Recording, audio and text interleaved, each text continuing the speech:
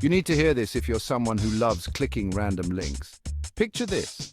You're browsing the web, minding your own business, when suddenly, bam! A wild link appears promising free stuff or juicy gossip.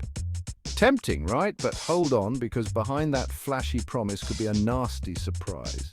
Think of strange links like mystery boxes, except instead of cool gadgets, you might get a computer virus, hacked account, or even stolen personal info.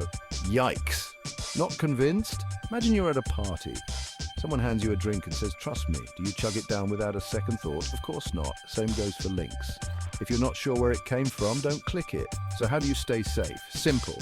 Stick to trusted sources, hover over links to preview where they lead, and when in doubt, Google it first. Remember, not all surprises are good surprises. Save yourself the headache and think before you click. Stay savvy, internet friends. Catch you on the flip side.